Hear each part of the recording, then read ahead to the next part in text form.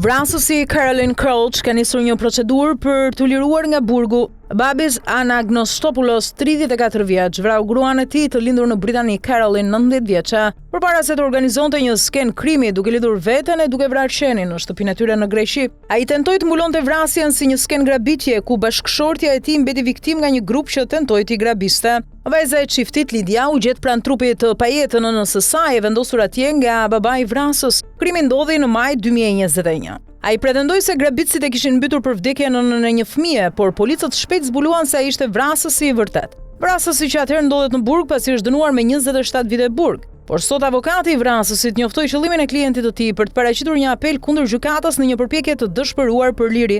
Çdo kush ka të drejtën për një gjykim të drejtë. Le të ketë një të tillë në mënyrë që ajo që nuk është dëgjuar në gjykatën e shkallës së parë të mund të dëgjohet, thot avokati. Ai deklaroi se vrasësi lexon shumë e punon në mencën e burgut dhe nuk duhet të ndëshkohet për një krim që nuk ka qenë kurrë i paramenduar. Caroline u njoh me të kur ishte vetëm 15 vjeçe në ishullin grek të Alonissos dhe të dy u martuan vetëm 3 ditë pasi ajo mbushi 18 vjeçe. Crouch u nënshtrua një vdekje gjatë të dhimbshme sipas një mjeku ligjor shtetëror që ekzaminoi trupin e saj disa orë pas ngjarjes.